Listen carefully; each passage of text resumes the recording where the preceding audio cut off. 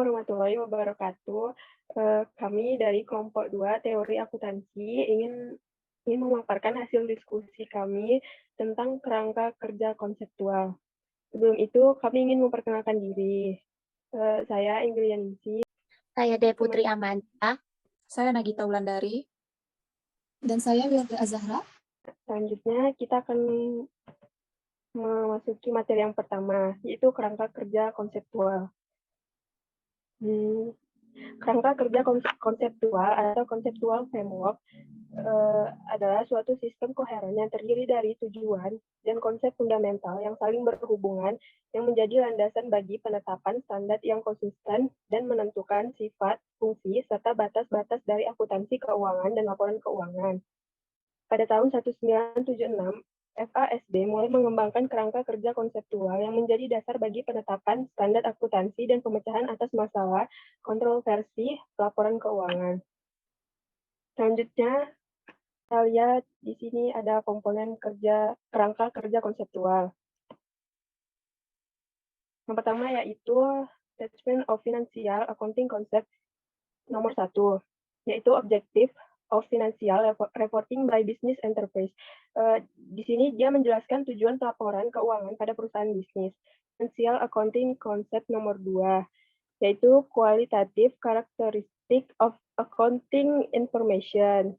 Di sini dia menjelaskan karakteristik informasi akuntansi yang berkualitas atau berguna. Yang ketiga yaitu Element of Financial Statement of Business Enterprise. Di sini dia menjelaskan definisi atas pos-pos atau unsur-unsur yang terdapat dalam laporan keuangan. Yang keempat yaitu Objective of Financial Reporting by Non-Business Organization. Di sini menjelaskan tujuan pelaporan keuangan pada organisasi non-bisnis. Yang kelima yaitu Recognition and Measurement in Financial Statement of Business Enterprise. Menjelaskan kriteria pengakuan, atribut, pengukuran, dan prinsip laporan atau pengungkapan. Yang keenam yaitu Element of Financial Statement. Menjelaskan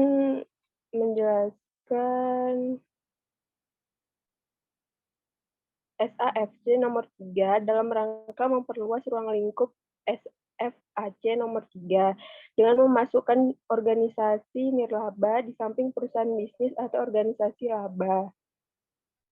Yang ketujuh yaitu Using Cash Flow Information and Present Value in Accounting Measurement. Sini dia menjelaskan memberikan kerangka acuan mengenai penggunaan informasi arus kas dan nilai sekarang sebagai dasar pengukuran akuntansi. Selanjutnya yaitu tujuan pelaporan keuangan. Tujuan keseluruhan dari pelaporan keuangan adalah untuk memberikan informasi yang berguna bagi investor dan kreditur dalam pengambilan keputusan investasi dan kredit.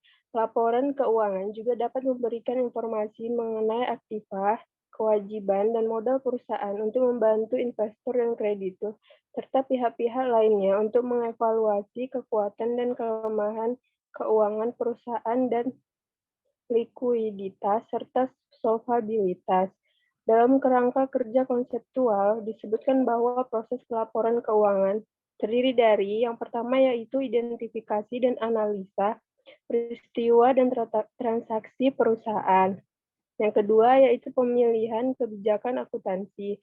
Yang ketiga, aplikasi kebijakan akuntansi. Yang ketiga, aplikasi kebijakan akuntansi. Yang keempat, yaitu melibatkan estimasi dan pertimbangan atau judgement akuntansi secara profesional. Dan yang terakhir yaitu pengungkapan atau disclosure tentang transaksi, peristiwa, kebijakan, estimasi, dan judgement.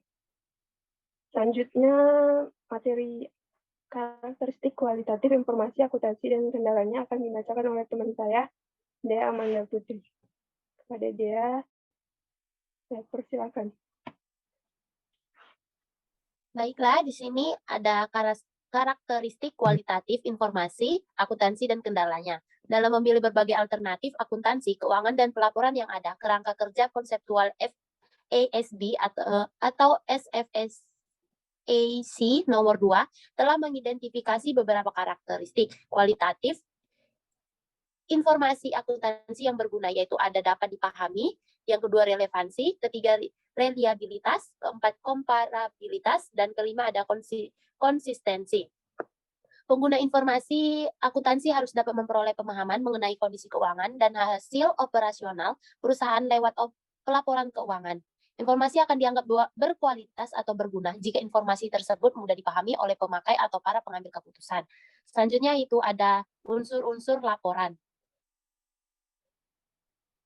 Unsur-unsur laporan berikut yaitu ada 10. Yang pertama ada aktiva.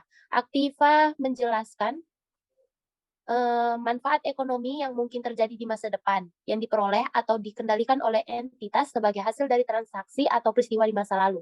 Yang kedua ada kewajiban, yaitu pengorbanan atas manfaat ekonomi yang mungkin terjadi di masa depan yang timbul dari kewajiban entitas pada saat ini untuk menyerahkan aktiva atau memberikan jasa kepada entitas lainnya di masa depan sebagai hasil dari transaksi atau peristiwa di masa lalu. Selanjutnya ada ekuitas, adalah kepemilikan atau kepentingan residu dalam aktiva entitas yang masih tersisa setelah dikurangi dengan kewajiban. Investasi oleh pemilik, yaitu kenaikan ekuitas atau aktiva bersih entitas yang dihasilkan dari penyerahan sesuatu yang bernilai oleh entitas lain untuk memperoleh atau meningkatkan bagian kepemilikannya. Selanjutnya ada distribusi kepada pemilik, yaitu penurunan ekuitas atau aktiva bersih entitas yang disebabkan oleh penyerahan aktiva, jasa, atau terjadinya kewajiban entitas kepada pemilik. Lalu ada laba komprehensif, yaitu perubahan dalam ekuitas entitas sepanjang suatu periode sebagai akibat dari transaksi dan peristiwa serta keadaan-keadaan lainnya yang bukan bersumber dari pemilik. Ada pendapat yaitu arus masuk aktiva atau peningkatan lainnya atas aktiva atau penyelesaian kewajiban entitas atau kombinasi dari keduanya, dari pengiriman barang, pemberian jasa, atau aktivitas lainnya yang merupakan operasi utama atau operasi sentral perusahaan. Selanjutnya ada keuntungan. Selanjutnya ada beban, yaitu arus keluar aktiva atau pengguna lainnya atas aktiva atas terjadinya munculnya kewajiban entitas atau kombinasi dari keduanya yang disebabkan oleh pengiriman atau pembuatan barang, pemberian jasa, atau aktivitas lainnya yang merupakan operasi utama atau operasi sentral perusahaan. Yang kesembilan yaitu ada keuntungan, kenaikan dalam ekuitas atau aktiva bersih entitas yang ditimbulkan oleh transaksi perihal atau transaksi di luar operasi utama atau operasi sentral perusahaan, atau transaksi insidentil, transaksi yang keterjadinya jarang dan dari seluruh transaksi lainnya serta peristiwa maupun keadaan-keadaan lainnya yang mempengaruhi entitas tidak termasuk yang berasal dari pendapatan atau investasi oleh pemilik. Yang ke-10 yaitu ada kerugian, yaitu penurunan dalam ekuitas atau aktiva bersih entitas yang ditimbulkan oleh transaksi periperal atau transaksi di luar operasi utama atau operasi sentral perusahaan, atau transaksi insidentil atau transaksi yang terjadinya jarang dan dari seluruh transaksi lainnya serta peristiwa maupun keadaan-keadaan lainnya yang mempengaruhi entitas, tidak termasuk yang berasal dari beban atau distribusi kepada pemilik.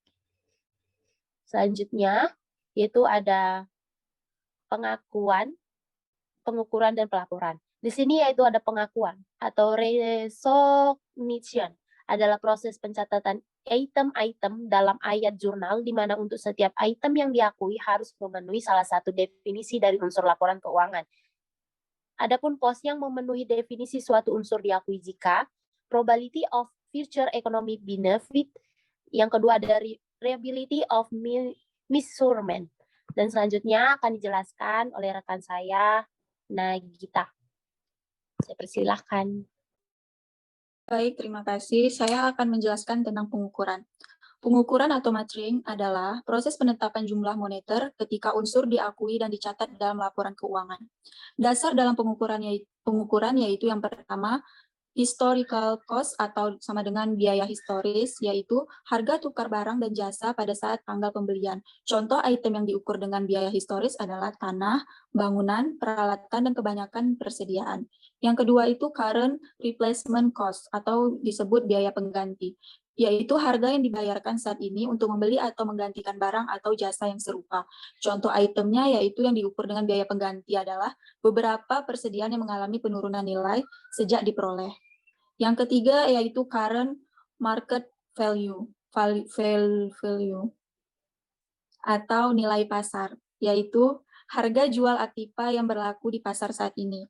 Nilai ini merupakan exit value, di mana berbeda dengan biaya historis dan biaya pengganti yang merupakan entry value atau input value.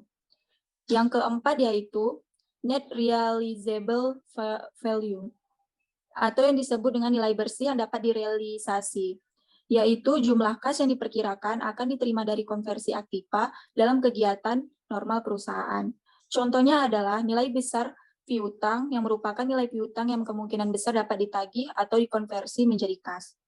Yang kelima yaitu present atau discounted value, atau nilai sekarang atau nilai yang diskontokan, yaitu jumlah bersih arus kas masuk atau arus kas keluar di masa yang akan datang yang diskontokan ke nilai sekarangnya dengan tingkat suku.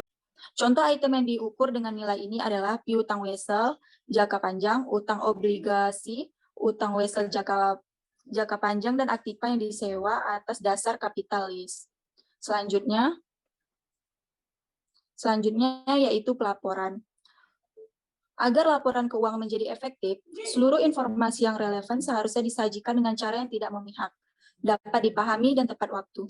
Prinsip inilah yang termasuk kategori prinsip dasar akuntansi. Namun, karena faktor kendala atau hubungan antara biaya dan manfaat, menyebabkan tidak mungkin untuk melaporkan seluruh informasi yang relevan. Oleh karena itu, para pembuat laporan keuangan harus dapat memilah-milah dan menggunakan berbagai pertimbangan yang ada dalam menentukan pelaporan informasi yang sesuai dengan pengungkapan penuh. Informasi yang dilaporkan dapat bermanfaat bagi pengguna laporan keuangan dalam mengambil keputusan kelak. Selanjutnya yaitu ada postulat akuntansi. Postulat akuntansi adalah asumsi dasar mengenal lingkungan akuntansi. Dan ada 4 asumsi dasar yang melandasi proses penyusunan laporan keuangan secara keseluruhan. Yang pertama yaitu monetary unit assumption atau yang disebut asumsi unit moneter, yaitu data transaksi yang akan dilaporkan dalam catatan akuntansi harus dapat dinyatakan dalam satuan uang atau unit moneter. Yang kedua yaitu economic business entity assumption, asumsi entitas ekonomi atau bisnis, yaitu adalah adanya pemisahan pencatatan antara transaksi perusahaan sebagai entitas ekonomi dengan transaksi pemilik sebagai individu dan dengan transaksi entitas ekonomi lainnya. Dengan kata lain, aktivitas entitas bisnis harus dapat dipisahkan dan dibedakan dengan aktivitas pemilik dan dengan aktivitas dari setiap unit bisnis lainnya.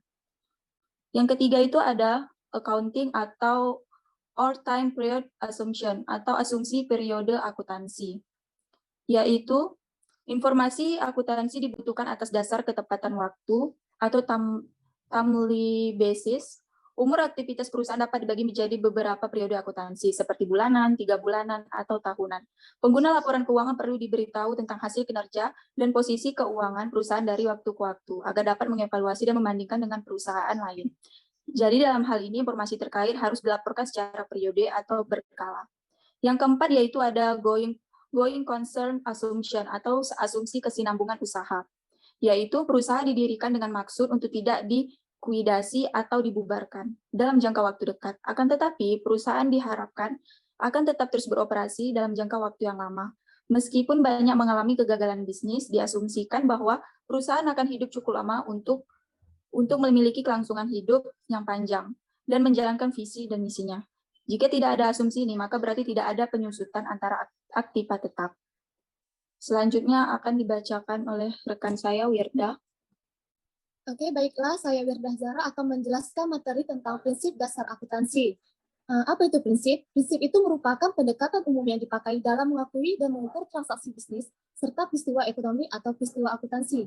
Terdapat 4 prinsip dasar akuntansi yang digunakan dalam mencatat transaksi, yaitu yang pertama, Prinsip biaya historis atau objektivitas merupakan suatu prinsip akuntansi yang mengatakan bahwa aset dan kewajiban disajikan di neraca sesuai dengan nilai perolehannya. Prinsip biaya historis memiliki keterkaitan dengan beberapa fungsi dasar akuntansi, khususnya asumsi unit moneter dan kesinambungan usaha. Contohnya, pada tahun 2012, perusahaan membeli tanah seharga 100 juta, maka tanah tersebut disajikan neraca dengan perolehannya yaitu 100 juta. Kemudian, pada tahun 2022, nilai pasar tanah tersebut naik menjadi 1 miliar. Perusahaan tetap menyajikan tanah tersebut di neraca sesuai dengan nilai perolehannya, yaitu 100 juta, atau tidak perlu dilakukan penyesuaian apapun. Yang kedua, itu terdapat prinsip pengakuan pendapatan. Kerangka kerja konseptual atau FASB atau Financial Accounting Standard Board mengidentifikasi dua kriteria yang harus dipertimbangkan dalam menentukan kapan pendapatan harus diakui, yaitu yang pertama, telah direalisasi atau dapat direalisasi, yang kedua, telah dihasilkan atau telah terjadi. Misalnya, 1 bulan di mana kamu sudah bekerja atau selesaikan kewajiban, disitulah kamu dapat mengakui pendapatan meskipun kamu belum menerima kasnya. Jadi, bekerja dulu kalau sudah bekerja maka dapat mengakui pendapatan, atau yang bisa diakui pendapatan ketika kamu sudah bekerja. Contohnya, tanggal 20 Januari 2022 kamu menerima uang 2 juta untuk bekerja selama 20 hari. Di tanggal 31 Januari 2022 kamu belum bisa mengakui pendapatan kamu senilai 2 juta karena kamu bekerja mulai tanggal 20 sampai 31 Januari yaitu selama 12 hari. Maka 2 juta dibagi 20 hari sama dengan 100.000 per hari. Yang bisa kamu akui sebagai pendapatan hanyalah 1.200.000. Mengapa 1.200.000? Karena 12 hari dikali 100.000 per hari. Sisanya adalah kewajiban yang belum kamu penuhi.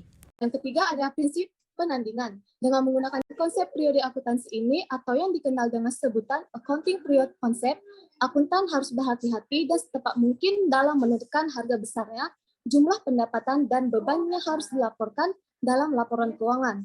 Untuk menentukan besarnya jumlah pendapatan dan beban secara tepat dalam periode yang tepat, ada dua pilihan yang tersedia yang dapat dijadikan sebagai dasar pencatatan oleh akuntan, yaitu cash basis atau aktual basis.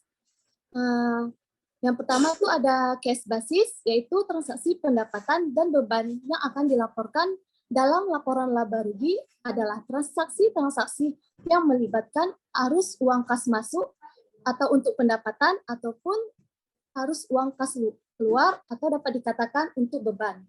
Yang kedua ada aktual basis, yaitu pendapatan maupun beban akan dilaporkan dalam laba rugi dalam periode di mana pendapatan dan beban tersebut terjadi, tanpa memperhatikan arus uang kas masuk ataupun arus uang kas keluar.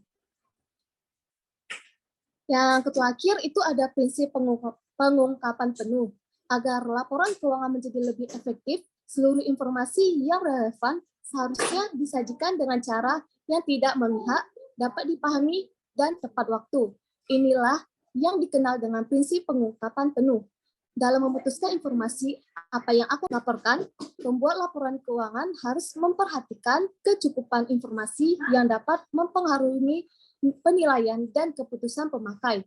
Namun seringkali faktor kendala atau yaitu hubungan antara biaya dan manfaat yang menyebabkan tidak mungkin untuk melaporkan seluruh informasi secara relevan. Oleh karena itu, para pembuat laporan-laporan keuangan seharusnya dapat memilah-milah dan menggunakan berbagai pertimbangan yang ada dalam menentukan pelaporan informasi yang sesuai dengan prinsip pengungkapan penuh. Baiklah, itu saja materi yang dapat saya sampaikan. Akan saya kembalikan kepada moderator. Terima kasih. Sekian dari hasil diskusi yang dapat kami sampaikan. Kurang lebihnya kami mohon maaf. Baiklah, kami akhiri dengan wassalamualaikum warahmatullahi wabarakatuh. Waalaikumsalam warahmatullahi wabarakatuh. Waalaikumsalam warahmatullahi wabarakatuh.